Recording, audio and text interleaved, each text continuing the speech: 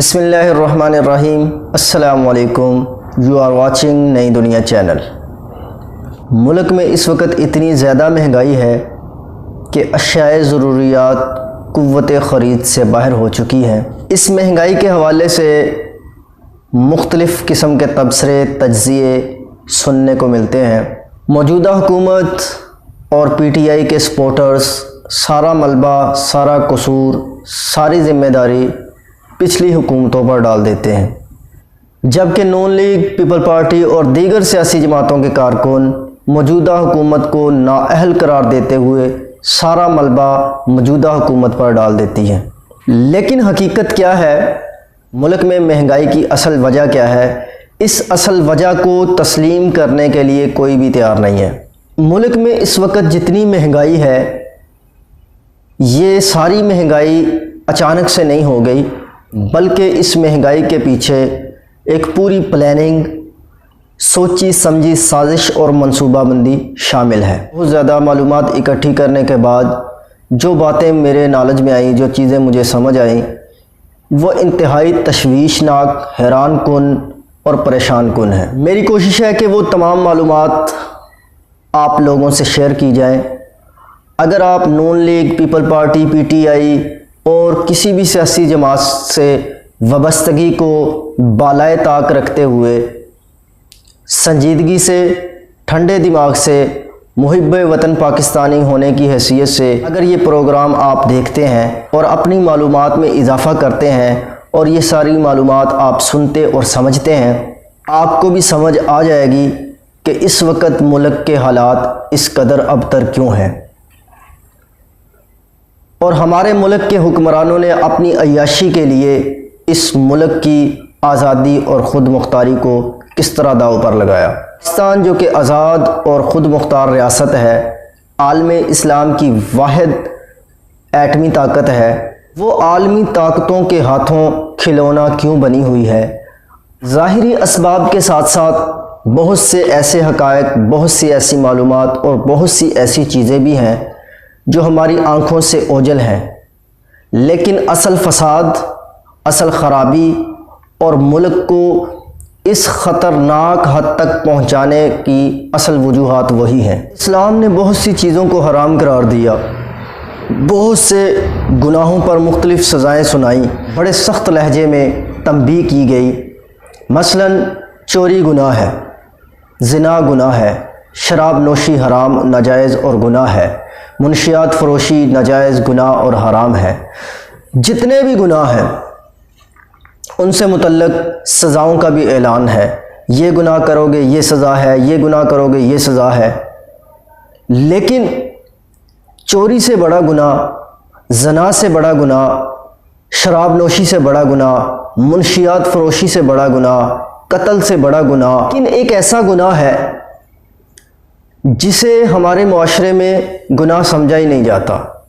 ایک ایسا جرم ہے جسے ہماری سوسائٹی میں جرم سمجھا ہی نہیں جاتا، اور وہ ایسا جرم ہے جو چوری سے بڑا جرم ہے، زنا سے بڑا جرم ہے، شراب نوشی سے بڑا جرم ہے، منشیات فروشی سے بڑا جرم ہے، قتل سے بڑا جرم ہے۔ اور وہ اتنا بڑا جرم ہے، وہ ایسا جرم ہے کہ جس جرم کی لپیٹ میں نہ صرف عالم اسلام بلکہ پوری دنیا ملوث ہو چکی ہے۔ جرم کے بارے میں اللہ رب العزت فرماتے ہیں فَإِن لَّمْ تَفْعَلُوا فَأْذَنُوا بِحَرْبٍ مِّنَ اللَّهِ وَرَسُولِهِ۔ کسی چور، کسی ڈاکو، کسی شرابی، کسی زانی، کسی قاتل کے لیے یہ اعلان نہیں ہے، اس جرم کے مرتکب کے لیے اعلان ہے۔ اللہ رب العزت سورہ بقرہ میں فرماتے ہیں سود سے متعلق کہ اگر تم اس سے باز نہ آئے تو اللہ اور اس کے رسول کی طرف سے اعلان جنگ ہے۔ آپ اندازہ کریں کہ سود خوری کتنا بڑا جرم ہے۔ اس انٹرسٹ سسٹم، اس سودی نظام کی وجہ سے ہی اصل میں پاکستان مقروض ہے۔ ہمارے وہ حکمران جنہوں نے اس سودی نظام کے تحت قرضے لیے، وہ زانی اور شرابی سے زیادہ مجرم ہیں، اور جو قومیں اس سودی نظام میں ملوث ہو جاتی ہیں ان کی جان پھر آسانی سے نہیں چھوٹتی۔ وہ چاہ کر بھی اس نظام سے جان نہیں چھڑا سکتے۔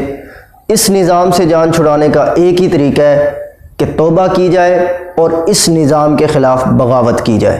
اور یہ ایسا گھٹیا نظام ہے کہ قرضے اتارنے کے باوجود آپ کے قرضوں میں کمی نہیں آتی۔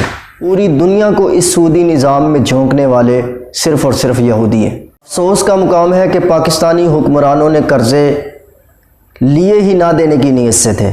ماضی میں حکمران قرضہ اس نیت سے لیتے تھے کہ ہم اپنے 5 سال پورے کریں گے، بعد میں جو آئے گا وہ جانے، ملک جانے، قرضے جانے، عوام جانے۔ نون لیگ اور پیپل پارٹی قرضے لیتی تو رہی، لیکن قرضے واپس کرنے کا انہوں نے کبھی نہیں سوچا۔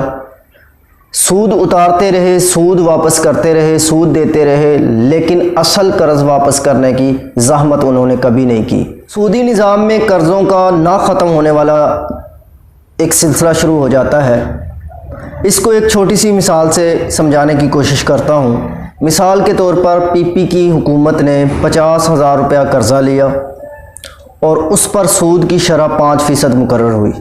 اس حساب سے پیپل پارٹی نے 12 مہینوں میں یعنی 1 سال میں جو سود واپس کیا وہ بن جاتا ہے 30,000 روپے۔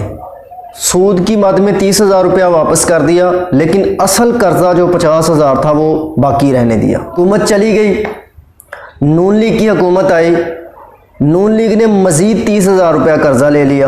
جب مزید قرضہ لیا تو قرضہ دینے والوں نے مختلف شرائط کے ساتھ ساتھ سود کی شرح میں بھی اضافہ کر دیا۔ اب سود کی شرح 5% کے بجائے 7% رکھ دی گئی۔ تو اس حساب سے نون لیگ کی حکومت نے 12 مہینوں میں یعنی 1 سال میں جو رقم سود کی مد میں قرضہ دینے والوں کو واپس کی وہ بن جاتی ہے 67,200 روپے۔ ٹوٹل قرضہ 80,000، جبکہ جو رقم ہم واپس کر چکے ہیں وہ بن گئی 67,200۔ اب دیکھیں کہ دونوں حکومتوں کا لیا ہوا قرضہ بن جاتا ہے 80,000، جبکہ دونوں حکومتوں نے سود کی مد میں جو رقم واپس کی وہ بن جاتی ہے تقریباً 1,00,000 روپیہ۔ قرضہ تو لیا 80,000 روپے، جبکہ سود کی مد میں جو رقم واپس کی وہ بن جاتی ہے تقریباً 1,00,000 روپیہ۔ 1,00,000 روپیہ واپس کرنے کے باوجود 80,000 روپیہ قرضہ اب بھی ملک پر باقی ہے۔ یہ اتنا گھٹیا، اتنا خطرناک، اتنا برا سسٹم ہے۔ لیے ہوئے قرضے کی رقم سے دگنی تگنی رقم واپس کرنے کے باوجود اصل قرضہ پھر بھی باقی رہ جاتا ہے۔ اس سودی نظام کو پوری دنیا پر مسلط کرنے کے پیچھے یہودی بیٹھے ہیں۔ اور ایک بات اور یہاں پہ بتاتا چلوں کہ جتنے بھی عالمی ادارے ہیں، صرف IMF نہیں، جتنے بھی عالمی ادارے ہیں، ورلڈ بینک ہے، WHO ہے، UN ہے، WTO ہے، جتنے بھی عالمی ادارے ہیں، ان تمام عالمی اداروں کے قیام کے پیچھے بالواسطہ یا بلا واسطہ یہودی ہی موجود ہیں۔ اسی طرح جتنے بھی عالمی ادارے ہیں ان کا قیام 1945 کے بعد عمل میں آیا۔ ان تمام عالمی اداروں کے قیام کی کیا وجہ بنی؟ اصل بات تو یہی ہے، عالمگیر حکمرانی کا خواب دیکھنے والی طاقتیں بڑی اچھی طرح جانتی تھیں کہ عالمی حکومت کے قیام کے لیے عالمی اداروں کا قیام ناگزیر ہے۔ اسلامی تعلیمات کے مطابق گریٹر اسرائیل بننا ہے، وہ بن کر رہے گا۔